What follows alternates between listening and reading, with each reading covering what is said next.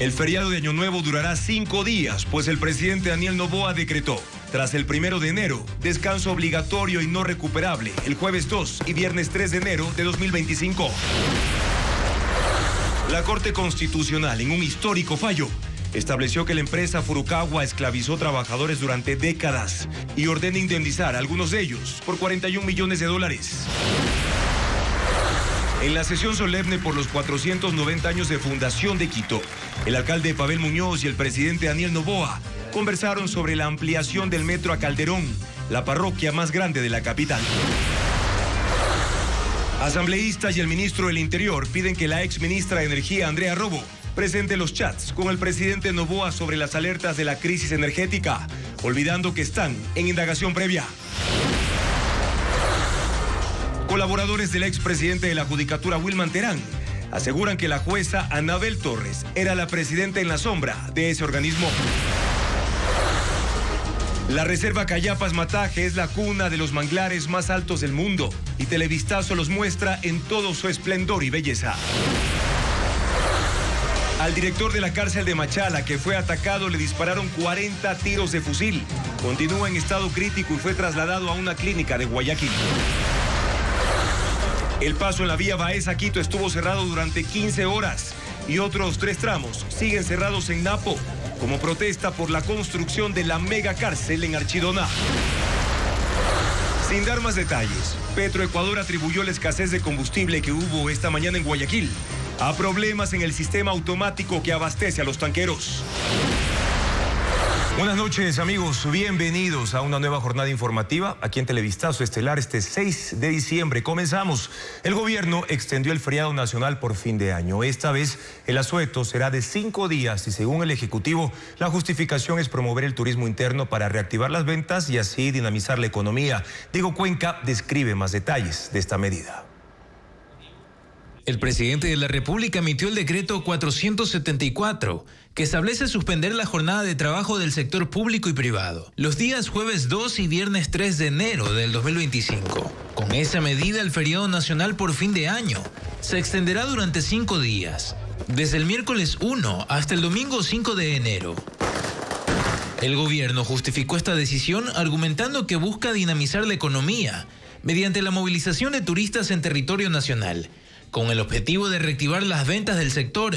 De la mano con esto, el Ministerio de Turismo también anunció que en esos días se reducirán el IVA del 15 al 8%. El decreto precisa que los servicios básicos como los de salud, bomberos, terminales terrestres, aéreas, fluviales y servicios bancarios se mantendrán activos durante esos días de asueto, que no serán recuperables. Y el anuncio repentino de un nuevo feriado en el país genera ya reacciones. Representantes de los sectores turístico, comercial e industrial opinan sobre el decreto presidencial anunciado hoy. Carla Delgado recogió las posturas. Siempre el turismo necesita de estos feriados. Le dan mucho oxígeno al sector de turismo, sobre todo en este año que ha sido muy duro, con una caída del 17% de entradas de turistas internacionales. Algo creció el turismo local y gracias a estos feriados se ve esa mejora, ¿no? El sector de restaurantes dependerá de la región en donde se encuentre. Estoy convencido que las playas del Ecuador estarán muy contentas y evidentemente reprogramando la gestión que tendrán que hacer con más turistas y demás, pero las grandes ciudades, hay que decirlo, son más bien emisivas, es decir, de ahí sale mucha gente. Por parte del sector productivo, realmente nuevamente una preocupación. Estamos tratando de salir de la crisis energética. Sabemos que todavía no se acaba la crisis. Tenemos cortes programados todavía de 3 horas, como lo anunció el presidente, y pues han sido golpeada la economía durante el transcurso del año. Se aumentan costos operativos porque al no poder laborar normalmente, obviamente si nosotros queremos trabajar esos días, tenemos que incrementar el costo del personal en un recargo de un 100% porque son horas extraordinarias. Si le vemos desde el punto de vista comercial o industrial, realmente no beneficia en nada porque automáticamente, ¿no es cierto?, son momentos que por sí ya van bajando las ventas. Los picos de ventas son hasta la fecha de Navidad, van bajando las ventas. Si fueran recuperables de alguna manera, podríamos decir, no afecta tanto, pero al no ser recuperables, tú tienes que pagar, así no tengas realmente consumo o no tengas beneficios en tiempos productivos.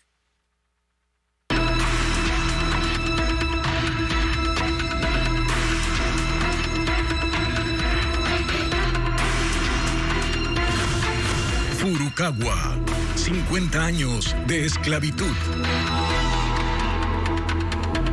En una sentencia histórica, la Corte Constitucional declaró que la empresa Furukawa esclavizó a cientos de personas para que trabajen en sus haciendas de Abacá bajo condiciones extremas. Furukawa deberá pagar una indemnización millonaria a las víctimas y el presidente de la República, además, en representación del Estado, tiene que reconocer la responsabilidad institucional en un acto público. Informa Jacqueline Rodas.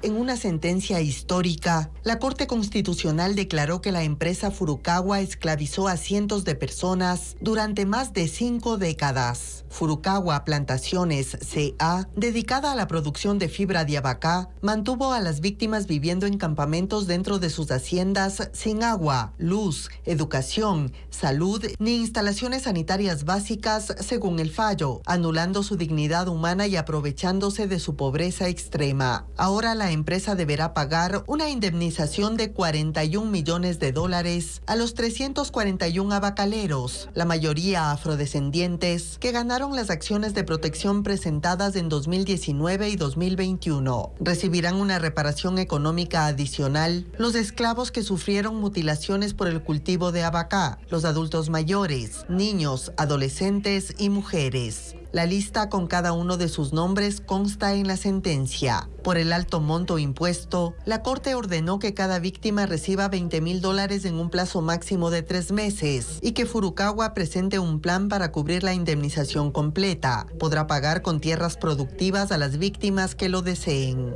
Para asegurar que se cancele la reparación, la Corte congeló los bienes y acciones de la compañía. La empresa deberá ofrecer disculpas en un acto público, en una de las haciendas de la vía Santo Domingo-Quevedo, donde aún viven afectados. La Corte Constitucional también declara que la esclavitud en Furukawa durante tanto tiempo fue posible gracias al consentimiento del Estado y al nulo control de los ministerios. Ordena que el presidente de la República reconozca la responsabilidad institucional en un acto público en la Plaza Grande, con la presencia de las víctimas y los medios de comunicación. Finalmente dispone la creación de un documental sobre los hechos ocurridos en las haciendas, que la Asamblea declare un día conmemorativo y haga reformas legales para eliminar la esclavitud moderna, el trabajo precario y la impunidad corporativa. La Corte notificó a la Superintendencia de Compañías para que intervenga Furukawa y a la Fiscalía para que investigue la existencia de delitos con los mayores estándares de diligencia. Y en 2019, Coavisa retrató cómo vivían los trabajadores de la empresa Furukawa en una hacienda en Santo Domingo de los Áchilas. El programa Visión 360 recogió los testimonios de las personas quienes denunciaron las condiciones de esclavitud a las que fueron sometidas en los campamentos de la empresa. Paul Romero tiene un recuento de lo que ocurrió durante décadas. Estas son imágenes de uno de los campamentos de la empresa Furukawa en el kilómetro 42 de la vía Santo Domingo de los Áchilas Quevedo, que el programa Visión 360 de Coavisa grabó en 2019. El país pudo ver las condiciones de esclavitud en que vivían sus trabajadores. En estos estrechos cuchitriles descansaban entre 5 y 8 personas, después de las jornadas de trabajo en las plantaciones de abacá que iban de sol a sol. Este árbol, similar al banano, lo introdujo al país la empresa Furukawa, de accionistas japoneses y filipinos en 1963. El valor de esta planta está en la fibra del tallo que se utiliza para la industria textil. En más de 50 años de operaciones, la empresa extendió este cultivo en 2.000 hectáreas, entre Santo Domingo, Esmeraldas y Los Ríos. Su auge empresarial contrastó con la precarización laboral de sus trabajadores. En 2019 tenía 430 empleados, pero en más de 5 décadas pasaron por ella alrededor de 1.500 personas. Algunos de los trabajadores laboraron hasta más de 40 años en la empresa. A ellos nunca me dieron vacaciones. ¿En 40 años? En 40 años ni para una pastilla siquiera no me regalaron. ¿Qué quiere decirles a ellos? Yo, que no sean perros, que aprendan cuál es el que se ha sacado regalándoles mis pulmones a ellos ahí, oiga. Trabajaron sin seguridad social, sin acceso a salud, educación. Que eso no es como para decir vida para un ser humano, que eso parece vida de animales. Se lesionaron en las máquinas. Me quebré esta pierna primero y ahí... ¿Trabajando? ¿Haciendo qué? Trabajando en la máquina, yo soy maquinero. Me botaron que me fuera a otra parte porque yo no podía trabajar más. Mujeres parieron a sus hijos en los campamentos. Todos mis hijos. ¿Cuántos ha tenido? Yo he tenido 12 hijos y todos 12 hijos, sí, han nacido aquí en la empresa, se han criado. Niños que nacieron, crecieron y trabajaron en la empresa. ¿Vas a la escuela? No. ¿Te gustaría? Sí. Familias que sobrevivieron explotadas, sin identidad, sin servicios básicos. Por eso la Corte Constitucional en su fallo habla de esclavitud. Un ambiente conciliador entre las principales autoridades nacionales y locales y un compromiso sobre la principal obra de la capital fue lo que dejó la sesión solemne por los 490 años de fundación de Quito que se desarrolló en el centro histórico. Francisco Garcés estuvo en la ceremonia y tiene las declaraciones de los funcionarios. La sesión solemne por los 490 años de fundación de Quito fue el escenario en el que se encontraron las principales autoridades locales y nacionales para cerrar las festividades capitalinas. El ambiente solemne fue propicio para que el alcalde Pavel Muñoz se dirija al presidente de la República, Daniel Noboa, y le pida ayuda para ampliar el metro de Quito. Señor presidente, con la formalidad que esta fecha exige, quiero requerir su apoyo financiero para extender el metro de Quito no solo a la Ofelia, sino hasta Calderón, la parroquia rural más grande de este país. Presidente, nosotros estamos listos. Las líneas de crédito de BIF, de CAF, de Banco Mundial y el Banco Europeo están también listas. Por lo tanto, con el apoyo del gobierno nacional, el metro llegará lo más pronto posible a una parroquia rural que tiene más población que varias ciudades del Ecuador. El pedido tuvo la respuesta del presidente, quien inmediatamente después tomó su turno al micrófono. Confirmó las conversaciones previas sobre el tema que ha mantenido con el alcalde Muñoz. El metro de Quito sin una parada en Calderón está totalmente incompleto. Es la parroquia más grande del país y muchos quiteños que viven en Calderón sufren y tienen dificultades en el transporte. Tiene mi compromiso para trabajar y que Calderón tenga también acceso al metro y que la ciudad de Quito pueda gozar de una interconexión real. Fue el principal compromiso generado durante el evento, que también sirvió para las menciones políticas. Muñoz empezó cuando pidió a Noboa que se lleve una copia del acuerdo por Quito como una muestra del resultado que se puede alcanzar cuando se trabaja con intereses comunes. Le pidió que si es reelegido presidente, deje de lado las confrontaciones y colabore para desterrar el odio en la política. Noboa tenía su respuesta. Recordó que cuando fue asambleísta, entre sus compañeros estaban la actual presidenta de la Asamblea, Viviana Veloz, quien se sentó a su izquierda en el escenario de la sesión, y también del alcalde Muñoz, sentado a su derecha. Dijo que si ya pudieron trabajar juntos, lo pueden volver a hacer.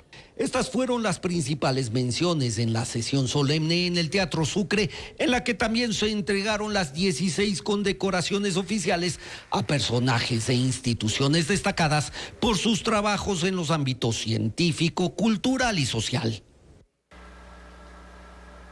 La Unión Europea y el Mercosur acuerdan un histórico tratado de libre comercio. Las negociaciones han demorado 25 años y finalmente concluyeron hoy en una cumbre de presidentes en Uruguay. Con esto se busca consolidar un mercado de 700 millones de consumidores, uno de los más grandes del mundo, y abrir camino a nuevas inversiones. La presidenta de la Comisión Europea, Ursula von der Leyen, junto a los presidentes Luis Lacalle de Uruguay, Javier Milei de Argentina, Lula da Silva de Brasil y Santiago Peña de Paraguay, cerraron un esperado acuerdo de comercio e inversiones que se negocia desde hace 25 años.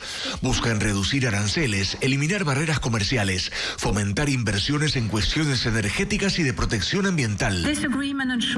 Este acuerdo garantiza que las inversiones respeten el extraordinario pero frágil patrimonio natural de Mercosur, dijo la presidenta de la Comisión Europea. El presidente de Uruguay argumentó que en adelante cada país tiene en sus manos lograr los mayores beneficios. No hay soluciones mágicas, no hay ni burócratas ni gobiernos que firmen la prosperidad. es una oportunidad.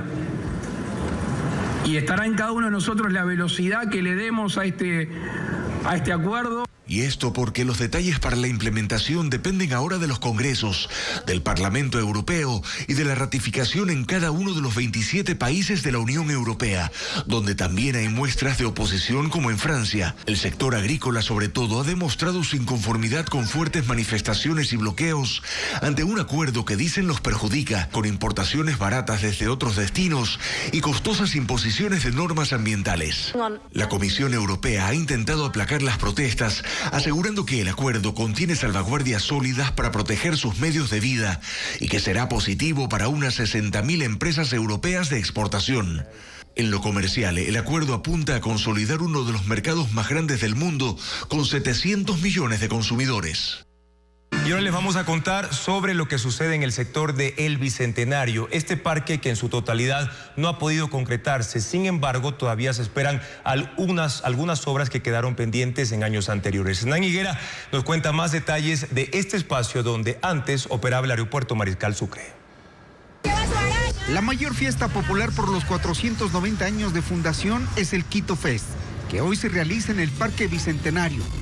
Hoy este espacio de 124 hectáreas es la mayor área abierta, pública y más concurrida de Quito.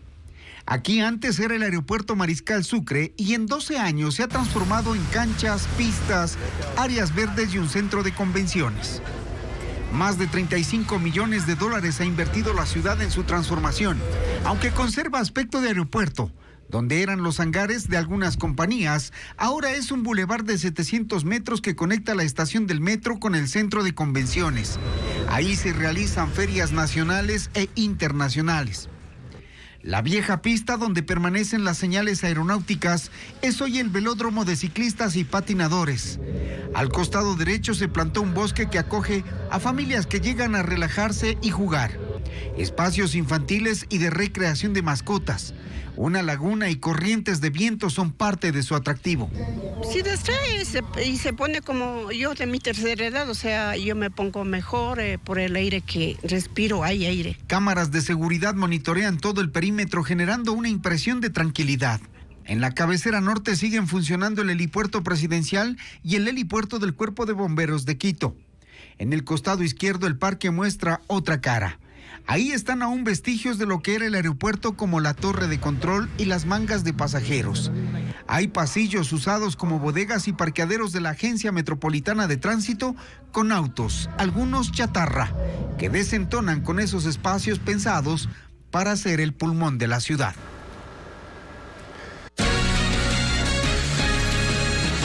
El contrato para instalar generadores por 50 megavatios en Quevedo está en riesgo. La empresa proveedora los tiene listos en Estados Unidos, pero aguarda una decisión gubernamental para poder ser embarcados rumbo a territorio ecuatoriano. Diego Puente con más información. La empresa estadounidense Progren espera la autorización del gobierno ecuatoriano para embarcar 20 generadores térmicos que deben instalarse en Quevedo. Esos equipos deben estar funcionando, según el contrato, desde el pasado 5 de noviembre. La firma responsabiliza al gobierno del retraso y alertó del riesgo de incumplimiento y la consiguiente anulación del contrato. Según Progren, los generadores se encuentran listos desde hace 3 semanas en su planta en Tampa, Florida. Pero antes de enviarlos, las autoridades ecuatorianas deben revisarlos y autorizar su embarque, algo que no se ha hecho. Por ese retraso, según el comunicador de Progren, se pidió a CELEC que autorice una prórroga de 50 días para la instalación, pero no tiene respuesta. A este problema se suma la destitución del administrador de ese contrato, porque según CELEC no aprobó formalmente el cronograma de actividades, y eso ha limitado su capacidad de evaluar el proceso. La Asamblea Nacional retomará la próxima semana el juicio político en contra de la exministra Andrea Robo. Los legisladores han pedido que revele las pruebas con las que dice haber anticipado al gobierno de la crisis energética en Ecuador, entre ellas supuestos chats con el presidente de la República. Sin embargo, esa información, según Robo, sería parte de la investigación en su contra y que por ley se mantiene en reserva. Patricio Díaz tiene más detalles. La Asamblea quiere que la exministra de Energía, Andrea Robo, asista al juicio político. Y algunos de sus miembros piden que presente las pruebas de haber anticipado al gobierno la crisis energética que dice tener. Quieren ver los chats que ella intercambió con el presidente. Ella los mencionó en su carta al legislativo y en el oficialismo rechazaron aquello. Si tiene pruebas de la supuesta alerta que realizó, que las presente. El presidente de la República en primera persona ha mencionado que él es el primer interesado en que presente los supuestos chats de los que habla en su carta. Legisladores de la oposición también pidieron que se puedan revelar esos chats, pero la exministra en la misma carta les anticipó que no lo iba a hacer. Las entregó a la Fiscalía y al ser parte de una investigación previa, se convierten en información reservada, que no puede revelarse. Arrobo es investigada por paralización de servicio público y traición a la patria. En su respuesta dijo a la Asamblea que guardó todas las pruebas para defenderse judicialmente. El jurista Fausto Vázquez indica que ni siquiera pueden ser presentadas en una sesión reservada. So pena de que incurra en una responsabilidad penal quien divulgue esa información. Y también corre el riesgo de que se anulite esa evidencia, ese elemento de convicción que luego puede ser recibido como prueba en la audiencia de juicio. La presidenta de la Asamblea anunció que la próxima semana retomarán el juicio político que fue suspendido. Aún no hay convocatoria. Ese día se conocerá si pudieron convencer a la exministra para que asista al Pleno. Y de ser así, ¿cómo se defenderá? La reactivación de la guerra civil en Siria provoca el desplazamiento interno de miles de personas que huyen de la violencia. La milicia rebelde que busca derrocar al presidente Bashar al-Assad se apodera de más ciudades, toma el control de bases aéreas, avanza por el norte del país y poco a poco se acerca a Damasco, la capital. El reporte con Pedro Jiménez.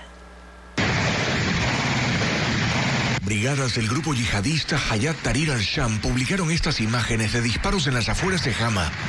La han convertido en objetivo después de extender su control en Idlib, Alepo y Homs, haciéndose con el dominio de las ciudades más importantes en el norte y bajando por el oeste mientras se acercan a Damasco. Aviones de combate en las bases militares antes en poder del ejército de Siria están abandonados después de una serie de ataques armados y ahí quedan los restos de las naves y de cohetes. El ejército se ha retirado después de reportar enfrentamientos con milicianos de este grupo al que califican como terrorista, pero así también aseguran que preparan una contraofensiva. Hama es una de las ciudades en las que se dieron las protestas más intensas durante las revueltas del año 2011, que llevaron al derrocamiento de muchas de las dictaduras en medio de la llamada Primavera Árabe. La ciudad fue recuperada por el ejército en 2014 y ahora, 10 años después, una vez más está en manos de rebeldes opositores al gobierno de Bashar al-Assad. La acción insurgente la dirige Abu Mohammad al-Jolani, antes militante de Al-Qaeda. En entrevista con la cadena CNN, desde un punto no revelado en territorio sirio, dice que el objetivo es derrocar al régimen de Bashar al-Assad, no para someter al pueblo, sino para convertir al país en un estado con instituciones independientes lejos de la dictadura actual. Queremos traer de vuelta a quienes viven en campamentos, aproximadamente 1,5 millones de personas. Sin el régimen es probable que regresen también muchos refugiados desde Turquía, Líbano y Jordania. Incluso los refugiados en Europa podrán regresar para reconstruir su país. Pero el número de desplazados internos va en aumento. Igual que al inicio de la guerra civil, hay familias que huyen de la violencia y buscan refugio en otras ciudades lejos de los enfrentamientos. Desde Turquía, el presidente Recep Tayyip Erdogan ha mostrado su apoyo al avance rebelde. Nuestro deseo es que este avance de la oposición en Siria continúe sin incidentes, dijo. Les recuerdo que hicimos un llamado a Al-Assad. Le dijimos, ven, reunámonos y determinemos juntos el futuro de Siria. Pero por desgracia, Al-Assad no respondió positivamente, manifestó esta mañana. Los gobiernos de Irán e Irak, en cambio, condenan las acciones que buscan la caída de Al-Assad, mientras que el líder rebelde ha prometido tomar Damasco y una vez que tenga el control, pedir a las fuerzas de Estados Unidos, Turquía, Rusia e Irán que se retiren del país. Incierto futuro político en la ex República Soviética de Georgia. Las manifestaciones en contra de la suspensión de las negociaciones para incorporarse a la Unión Europea continúan y grupos de oposición acusan al gobierno de querer mantenerse más cerca de Rusia. El primer ministro Irakli Kovakidze ha negado esas intenciones y asegura que se mantiene el camino a la integración con Europa, pero sin chantajes y que espera nuevas propuestas para la negociación. Responsabiliza a grupos con financiamiento extranjeros de querer desestabilizar al país. Kovakidze ha dicho que Georgia no se convertirá en otra Ucrania. Y Cuba restablece el sistema eléctrico nacional tras el tercer apagón en menos de 2 meses. La isla se encuentra sumida desde hace varios años en una crisis energética agravada desde agosto, cuando los apagones alcanzaron hasta 20 horas diarias. Cuba no tiene respaldo ante la falta de combustible para los generadores y en el peor de los escenarios se produce un colapso completo. Y en Colombia, más de 23.000 armas de fuego decomisadas en operaciones contra los grupos ilegales fueron incineradas en el departamento de Boyacá. Luego de fundidas se convertirán en herramientas, materiales de construcción para puentes, escuelas y viviendas. Colombia aún lidia con varios grupos irregulares, pese a que en 2016 se firmó un acuerdo de paz con las Fuerzas Armadas Revolucionarias FARC, la que fuera la guerrilla más antigua de Latinoamérica.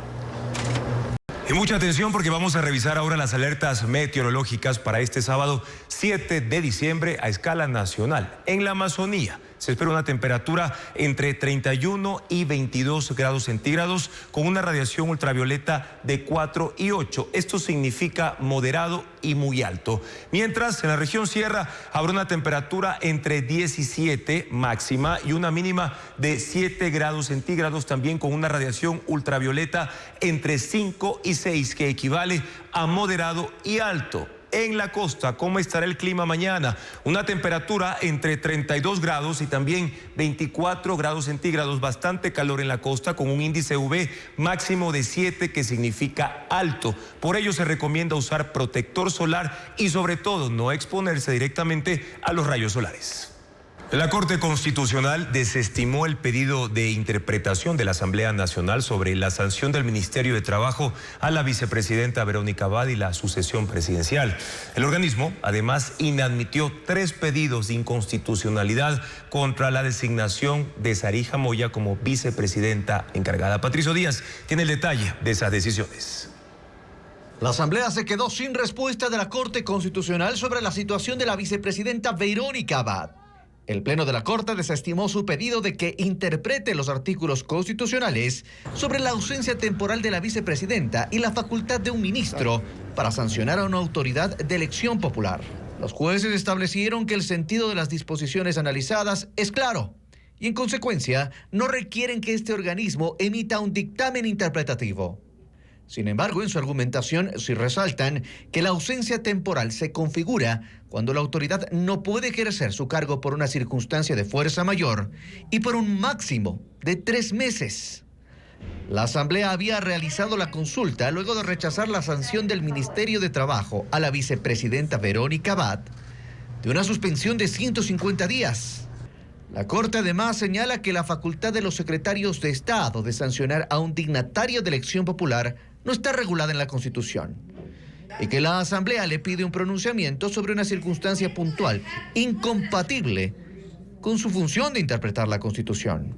Al organismo llegaron también 3 acciones de inconstitucionalidad sobre el decreto del presidente Noboa, con el que nombró como vicepresidenta encargada a Sarija Moya, como consecuencia de la sanción a Abad.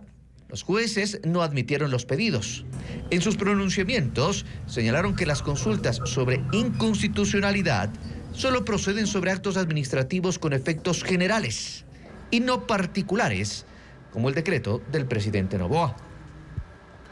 Anabel Torres era el poder tras el poder en el Consejo de la Judicatura, según el testimonio del Círculo de Confianza de Wilma Terán. Hay al menos 5 testimonios que describen la influencia de esta jueza de Santo Domingo, que ahora es buscada por la justicia. El nombre de Anabel Torres, una jueza de Santo Domingo, era desconocido en el país hasta que Wilman Terán cayó preso y su gente de confianza empezó a testificar. Al menos 5 ex colaboradores de Terán revelaron la influencia que ella tuvo en el Consejo de la Judicatura durante la presidencia de su jefe. Unos la identificaron como la pareja sentimental de Wilman Terán y otros como la verdadera presidenta del organismo. Tenía los alias Diamante y Agente 1. Fabricio Herrera, ex asesor de Terán, Terán dijo: Anabel Torres hacía seguimientos iguales o superiores a los que realizaba Wilman Terán. Era una persona a la que se le tenía que rendir cuentas sobre la gestión del Consejo de la Judicatura. Tenía acceso directo a la planta central, a tal punto que no necesitaba anuncio. El rato menos pensado te encontrabas con ella dentro del despacho. Sus amenazas de debes morir eran continuas. Infundía mucho miedo. Según Herrera, Anabel Torres también estaba pendiente de la contratación de seguros para la Judicatura y se molestó mucho cuando el proceso fue declarado desierto. El exdirector general David Guzmán le tenía miedo. Testificó que ella tenía una red de información que lo vigilaba, y también a Wilman Terán. Torres siempre sabía dónde estaba el presidente de la Judicatura. Santiago Cifuentes, otro asesor, la describió así: Ella fungía como una especie de metapresidenta o un presidente en las sombras y definía varias maniobras en la administración, sobre todo a nivel político y jurisdiccional. Alex Palacios, mano derecha de Terán y ahora sentenciado en el caso Metástasis, contó que su jefe entregó a Anabel Torres una flash memory con el texto de la sentencia para liberar a Jorge Glass. Todos coincidieron en que había la consigna para que Torres gane el concurso de jueces de la Corte Nacional y se convierta en la presidenta. Ahora Anabel Torres está prófuga. Tiene orden. Atención, porque el sistema de transporte de Quito amplía sus horarios este 6 y 7 de diciembre por las festividades de fundación. El metro, el trolebús y también la ecovía operarán desde las 10 de la noche hasta las 0 horas, es decir, hasta la medianoche con total normalidad. Pero, ¿cuáles son las rutas programadas? De la estación El Labrador en el norte de la ciudad hasta Quitumbe en el sur. Nuevamente, de El Labrador hasta la Río Coca en el norte y desde la avenida Río Coca hasta Guamaní en el extremo sur de la ciudad. Mientras que las 48 rutas alimentadoras van a operar en su horario normal, es decir, hasta las 11:30 de la noche. Es momento de una nueva pausa en Televistazo Estelar. Ya volvemos con más. Con 40 tiros fue atacado anoche el vehículo en el que se movilizaba el director de la cárcel de hombres de Machala, quien ahora permanece en estado crítico por 3 disparos. El funcionario fue designado hace un mes y medio en ese cargo. Patricio Morales Gómez, designado hace un mes y medio como director de la cárcel de hombres de Machala, permanece en estado crítico tras ser atacado a tiros anoche. Según la policía, a las 18 horas con 45 minutos el funcionario salió del centro penitenciario acompañado de un custodio con destino a su domicilio. Pero 15 minutos después, en las calles Arízaga y Pajonal, en el este de la ciudad, mientras esperaban el cambio de luz del semáforo, fueron emboscados por 10 sicarios en 2 camionetas, quienes dispararon al menos 40 veces durante 30 segundos, hasta que el custodio logró manipular el vehículo y huir. Los atacantes persiguieron a las víctimas por 1 kilómetro, luego divisaron a agentes del grupo de operaciones motorizadas y escaparon. El custodio logró llegar al hospital Teófilo Dávila. La camioneta estaba blindada, pero los disparos de fusil atravesaron el parabrisas trasero y la ventana del costado derecho. Morales recibió disparos en el hombro, tórax y brazo, mientras que el policía que lo custodiaba quedó ileso. El director de la cárcel fue ingresado al quirófano 2 veces y esta tarde fue trasladado a una clínica de Guayaquil. Un día después del rescate del jugador de fútbol Pedro Pablo Perlaza, capturan a varios involucrados. Elena Velasco informa que según la policía, el secuestro habría sido planificado desde una hostería en la parroquia de Tonsupa, en el cantón Atacames. La policía detuvo a 5 hombres relacionados con el secuestro del jugador Pedro Pablo Perlaza y su amigo. En Esmeraldas, el operativo de captura, que duró 3 horas, fue activado tras una nueva denuncia ciudadana que alertó sobre movimientos en la zona montañosa de Taseche, en el cantón Atacames. 10 agentes acudieron en 3 camionetas. Según la policía, él era uno de los secuestradores y había regresado para recuperar un arma de fuego. Al verse rodeado, se entregó. De alguna manera la colaboración de este ciudadano y se puede capturarles a las otras 2 personas. La policía señala que el primer detenido reveló la ubicación de otros 2 involucrados, quienes se habían hospedado en una hostería en Tonsupa desde el sábado. Desde allí habrían planeado el secuestro. Al llegar a la hostería, detuvieron a los 2 y descubrieron que había otros 2 hombres hospedados con ellos, pero estos huyeron el miércoles, el mismo día del operativo de rescate. Mientras en un operativo simultáneo en el sector Calderón, norte de Quito, fueron capturados 2 hombres. Los hallaron con 2 motos y 4 carros robados. Uno de ellos, el futbolista Pedro Pablo Perlaza. En este año, 415 extranjeros fueron deportados del país, 29 de ellos por representar una amenaza o riesgo para la estructura del Estado ecuatoriano. Así lo confirman autoridades de la Subsecretaría de Migración, quienes ejecutan controles en Ecuador, como lo informa Bessie Granja. Es un operativo en Guayaquil realizado por personal de la Subsecretaría de Migración y la Policía Nacional. Los funcionarios revisan la documentación de extranjeros para descartar que vivan en situación irregular. Los ciudadanos deben presentar documentos que avalen su permanencia. Según las autoridades, de esta forma dan cumplimiento al artículo 164 de la Ley de Movilidad Humana, el cual establece que se cumplan controles de extranjeros. Gabriela Pogo, subsecretaria de Migración, detalla que durante el 2024 se ejecutaron 32.000 operativos. En este sentido, la autoridad puede tomar ciertas medidas administrativas, como aplicar las sanciones correspondientes, otorgar un formulario de salida voluntaria del país o, en su defecto, y si es pertinente, iniciar un proceso administrativo de deportación. Entre las causas de deportación más recurrentes están ingresar por un punto no autorizado y también realizar actividades diferentes a las permitidas en su visa o en su categoría migratoria otorgada. Los operativos se realizan a escala nacional. Se recomienda a los extranjeros portar su identificación y respaldo sobre su estadía en el Ecuador. Por 15 horas, cientos de manifestantes cerraron el paso en la vía Baeza-Quito en rechazo a la construcción de una megacárcel en Archidona. Aunque el punto ya fue habilitado, hay otros 3 tramos de la troncal amazónica que continúan bloqueados por cuarto día. Informa Elizabeth Quesada. El bloqueo en la troncal amazónica se extendió por 15 horas hasta la Y de Baeza en el cantón Quijos, en Napo. La noche de este jueves, 400 manifestantes quemaron llantas y cerraron con escombros la vía principal que conecta Napo con Pichincha. Una fila de buses interprovinciales, tanqueros y camiones se formó a lo largo de 5 kilómetros. Los conductores y pasajeros tuvieron que pernoctar en los carros hasta las 10 de la mañana de este viernes, que fue reabierto el paso. Sí, con 650 vehículos que estaban tratándose de transportar desde la provincia de Sucumbíos hasta la provincia de Pichincha y demás provincias de la costa. Hemos logrado ahora ya habilitar, esa vía está totalmente habilitada. Sin embargo, la protesta en rechazo a la construcción de una cárcel de máxima seguridad en Archidona continúa por cuarto día consecutivo en la vía Tena-Puyo, en el ingreso a la parroquia Puerto Napo, en el kilómetro 4 de la vía Tena-Archidona y en el kilómetro 24 de la Y de Narupa-Loreto-Coca. Cerca del mediodía, 500 ciudadanos caminaron por la avenida 15 de noviembre en Tena hasta llegar a la gobernación de Napo.